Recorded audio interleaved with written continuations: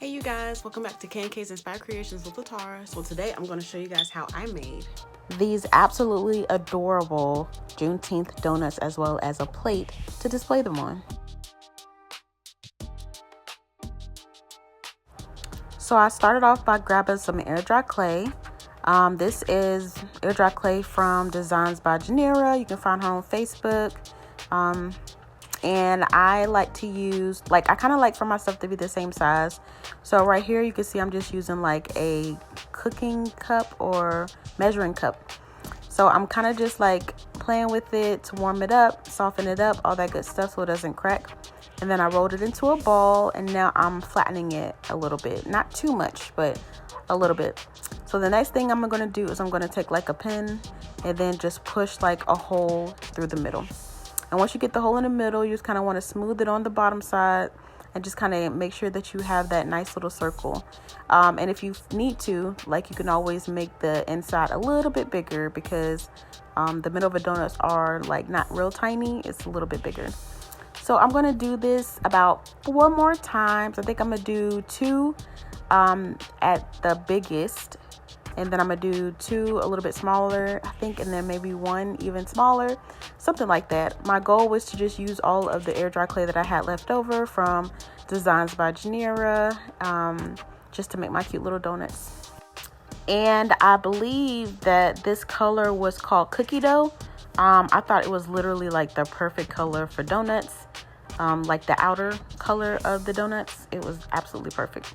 So now I've finished the 2 that were about the same size. Now I'm going to go down the size and make 2 more, I believe. But like I said, my goal was to make 5. And I do want to take a moment and thank you so much for watching my videos. You can be watching anybody else's videos on the planet, but you're watching mine, and I'm very much appreciative of that. If this is your first time here, welcome to my little pastel bakery corner of the internet. And if you're returning, hey fake bake bestie, thank you so much for coming back. Here we create fake bake desserts, seasonal decor, and fun DIY pieces that look good enough to eat. So if that is your vibe, go ahead and subscribe.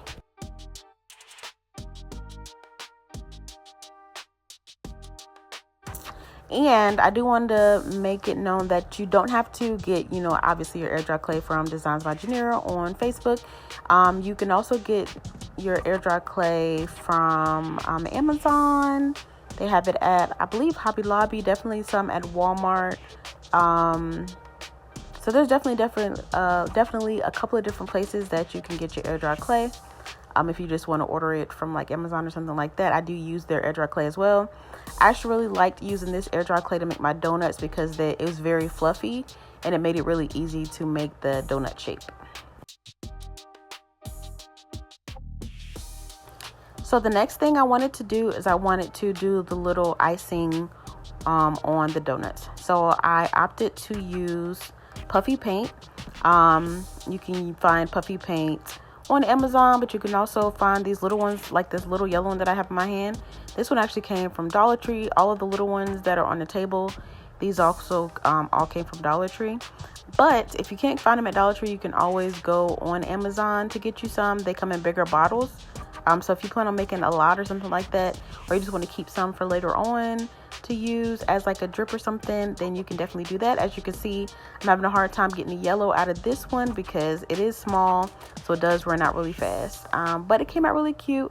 I kind of just let it fall and tap a little bit. I kind of tap it onto the board or the table just to kind of get the drip to kind of fall naturally.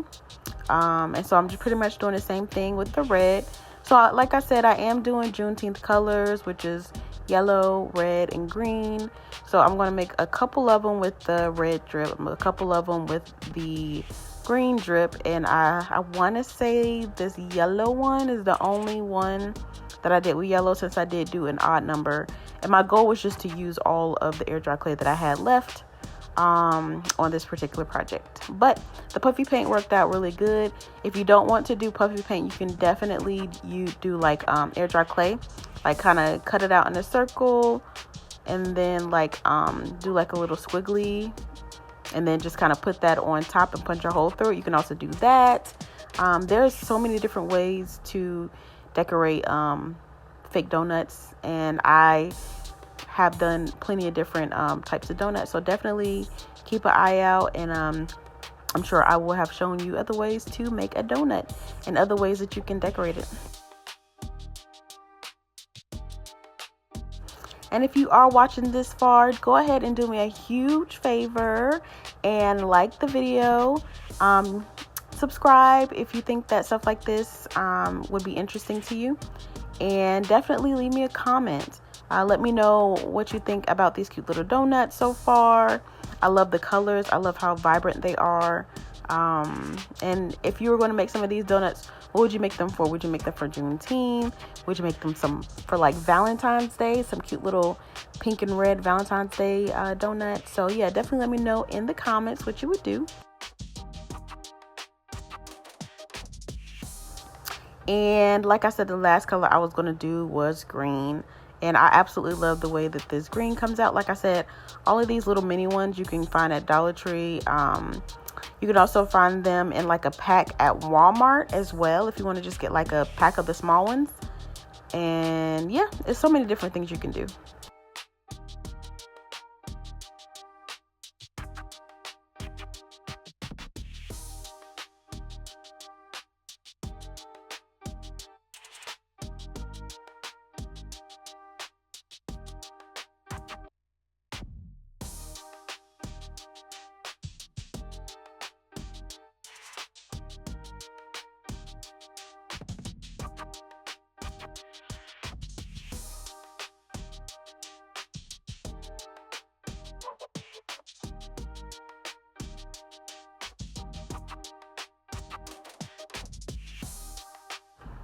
And so once I finish putting the little drip on everything, while everything is still wet, I'm going to add some sprinkles. And this is probably one of the best ways to do it. It's a lot easier to get the sprinkles to stick when the puffy paint is still wet. So on the green ones, I'm basically just doing the opposite colors. So on the green ones, I'm putting yellow. I'm basically picking out yellow sprinkles and red sprinkles. On the yellow donut, I'm going to do green sprinkles and red sprinkles. And then on the red donut, I'm going to do green sprinkles and yellow sprinkles. And again, you can literally do it like however you want, whatever, floats your boat, because, that's the fun thing about fake baking. You can, make it look how you want it to look. You don't have to, you can get inspiration from somebody and kind of change it up to fit your style, which is really nice. You can find sprinkles pretty much anywhere. Amazon, designs by Yanira. She sells some really nice sprinkles. When I say Amazon, you can get them off of Temu. I got a lot of my first sprinkles off of Temu. You could probably go in the Hobby Lobby and maybe find some fake sprinkles. I wouldn't use real ones, even if you were planning on selling them. I wouldn't recommend that. One, they tend to bleed, and two, I feel like they do attract bugs because it is sweet and it's usually like sugar. So I would do my best to find probably the cheapest way to use fake sprinkles instead of anything else. If you really want to save money, you can always make your own fake sprinkles using air dry clay or the other clay. I can't remember what it's called, but the kind that you bake in the oven. People make their own sprinkles all the time, so you can always look on YouTube for somebody who makes their own sprinkles, and you can make your own sprinkles. You don't have to buy them. Yeah.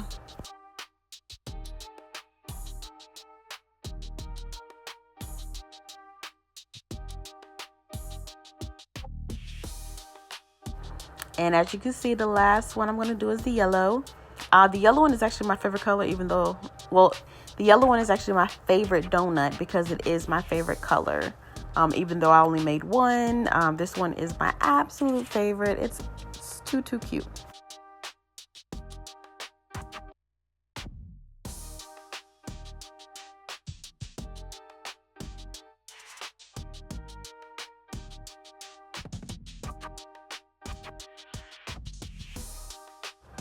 And so once I finished putting the sprinkles on everything, then I went ahead and grabbed, it was paint. I want to say it's antique parchment. And I'm literally just using a small paintbrush to draw a line all the way around the donut. This isn't necessarily something you have to do, but it's definitely one of those touches that make it look a lot more realistic, in my opinion. And definitely stick around for the final reveal.